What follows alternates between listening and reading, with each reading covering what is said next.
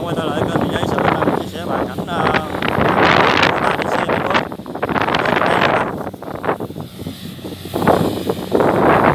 Mình đang tiếp cận lại con Kubota đi xe 70 đây.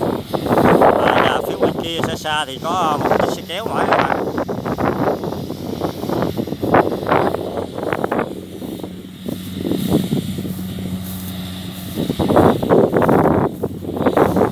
Mùa này lúa vụ qua đây thì còn những cánh đồng còn đang làm lúa, và hôm rồi mình có chia sẻ với bạn những cánh đồng nguyên nhân mà máy cắt giờ không nữa các bạn, cho nên bà con đã lên clip trong mít. Còn đây là những cánh đồng mà bà con còn làm lúa được, cho nên bà con làm lúa. Đây con máy kéo, xe con máy kéo đi còn được bao nhiêu lúa nha.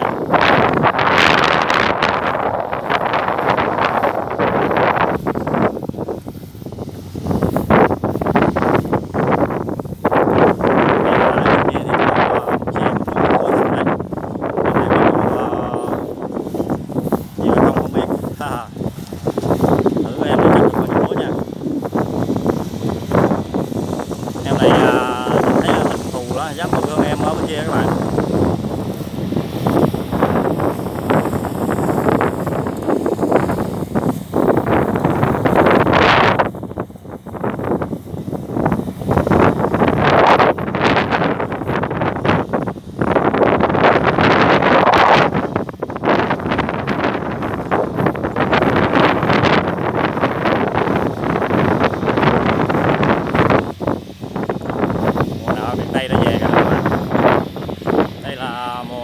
Mùa vụ 3 là mùa nợ của miền Tây nha các bạn.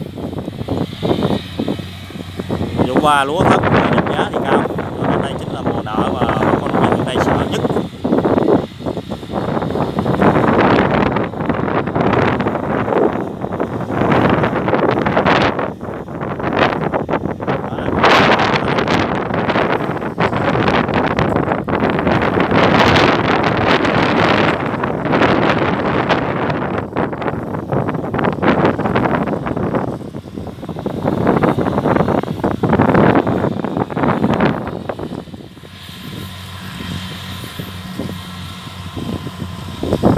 Chạy như gió luôn rồi.